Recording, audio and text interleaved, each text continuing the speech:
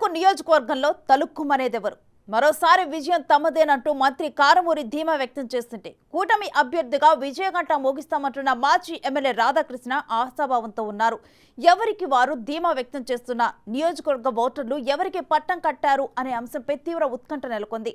విజయం మాట ఎలా ఉన్నా పందెం రాయులు విచ్చలవిడిగా పందాలు కాస్తున్నారట. అభ్యర్థి గెలుపుపై కొందరు కాస్తుంటే మరొకరు త్వరలో ఏర్పడనున్న ప్రభుత్వంపై లక్షలకు లక్షల పందాలు కాస్తూ రాజకీయంగా హీట్ పుట్టిస్తున్నారు.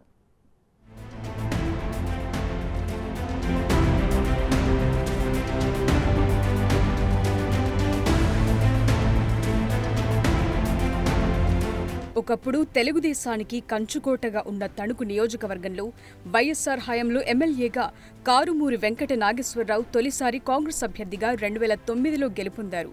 2014లో వైసీపీలో చేరిన ఆయన జగన్కు అత్యంత సన్నిహితుడిగా పేరు తెచ్చుకున్నారు.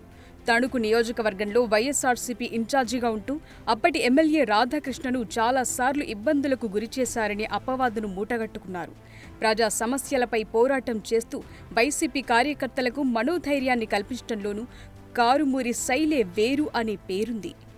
2019 ఎన్నికల్లో స్వల్ప మెజార్టీతో గెలుపొంది రాష్ట్రంలో రెండోసారి జరిగిన మంత్రివర్గ విస్తరణలో మినిస్టర్గా కారుమూరి అవకాశాన్ని దక్కించుకున్నారు.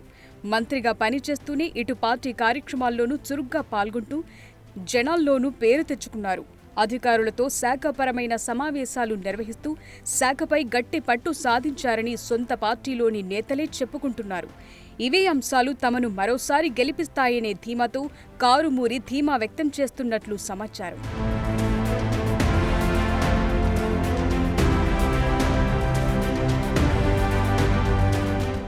సీఎం జగన్ ప్రవేశపెట్టిన సంక్షేమ కార్యక్రమాలతో పాటు తాను చేసిన నియోజకవర్గ అభివృద్ధితో జనం వైసీపీని గెలిపిస్తారనే ఆశాభావంతో కారుమూరి ఉన్నారట. ప్రభుత్వ పథకాలను రాష్ట్రంలో ఇతర నియోజకవర్గాల కంటే తణుకులోనే ఎక్కువగా ప్రచారం కల్పించారనే వార్తలు వినిపించాయి. అంతేకాదు కోవిడ్ సమయంలోనూ నిత్యం ప్రజల్లో ఉంటూ వారి బాగోగులు చూడటంలోనూ కారుమూరి నాగేశ్వరరావు ముందు వరుసలో ఉన్నారని నియోజకవర్గంలో పేరుంది. మరోవైపు చంద్రబాబు పర్యటనలు, లోకేష్ యువగళం పాదయాత్ర సమయంలోనూ వారు చేసిన ఆరోపణలపై ఎప్పటికప్పుడు కౌంటర్ ఇవ్వటంలో కారుమూరి స్పెషలిస్ట్ అనే పార్టీ నేతలు చెప్తున్నారు.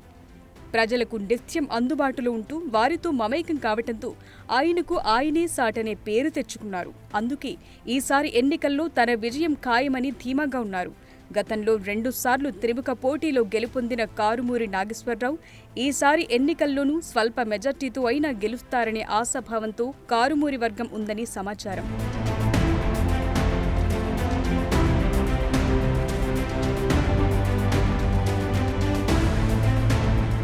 కూటమి అభ్యర్థిగా బరిలోకి దిగిన మాజీ ఎమ్మెల్యే ఆరిమిల్లి రాధాకృష్ణ 2019లో ఓటమి అనంతరం నిరుత్సాహపడకుండా పార్టీ కార్యక్రమాల్లో చురుగ్గా పనిచేశారనే పేరు తెచ్చుకున్నారు. ముఖ్యంగా లోకేష్ పాదయాత్ర నిర్వహించిన సమయంలో నియోజకవర్గంలో ఆయన చాలా హుషారుగా పాల్గొని పశ్చిమ గోదావరి జిల్లాలో యువగళం పాదయాత్ర సక్సెస్ కావటంలో తన వంతు కృషి చేశారని పార్టీ నేతలతో పాటు అధిష్టానం వద్ద గుర్తింపు తెచ్చుకున్నారట. ఎమ్మెల్యేగా చేసిన అనుభవం, తనకంటూ సొంత క్యాడర్ ఏర్పాటు చేసుకోవడంతో పాటు నియోజకవర్గంలో పలు అభివృద్ధి కార్యక్రమాలు చేశారు. వాటిపైనే ఆరిమిల్లి పూర్తిగా ఆశలు పెట్టుకోవటం సహా ప్రభుత్వంపై వచ్చిన వ్యతిరేకతతో తాను భారీ మెజార్టీతో గెలుస్తాననే ధీమాతో ఉన్నారు. పైగా కూటమిలో ఇతర పార్టీ నేతల సహకారం పూర్తిగా తనకు అందిందని, ప్రజలు కూడా తనను ఆశీర్వదించారని ఆరిమిల్లి భావిస్తున్నారట.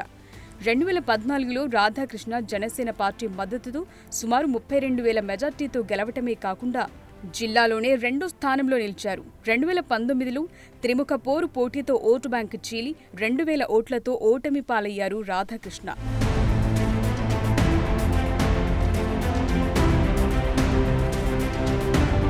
తెలుగుదేశంలో మొదట్నుంచి క్రమశిక్షణ గల నాయకుడిగా నిత్యం కార్యకర్తల్లో ఉంటూ పార్టీ కార్యక్రమాల్లో చురుగ్గా పాల్గొనటంలో ఆరిమిల్లి శైలే వేరని సొంత క్యాడర్ చెప్పుకుంటోంది.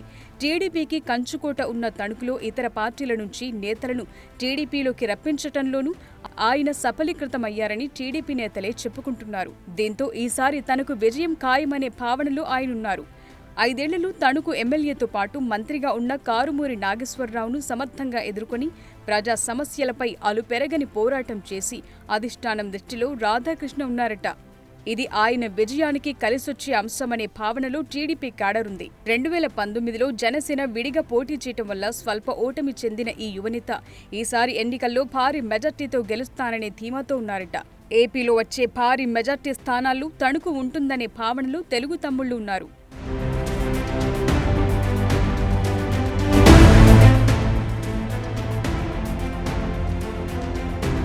ఇరు పార్టీల నేతలు గెలుపు మాదంటే మాది అని ధీమాగా ఉంటే అది అదనుగా పందెం రాయుళ్లు రెచ్చిపోతున్నారనే వార్తలు వినిపిస్తున్నాయి. పార్టీ గెలుపుపై కొందరు, ఏర్పడనున్న ప్రభుత్వంపై మరికొందరు లక్షల్లో పందాలు కాస్తున్నారట. ఇప్పటికే ఓటరు తీర్పు ఈవీఎంలో భద్రంగా ఉంది. జూన్ 4 వరకు ఓపిక పట్టాలని రాజకీయ నిపుణులు సూచిస్తున్నారు. తొందరపడి పందాలు కాచి ఉన్నది పోగొట్టుకునే పరిస్థితులు తెచ్చుకోవద్దని, జూదం చట్ట వ్యతిరేకమని హెచ్చరిస్తున్నారు.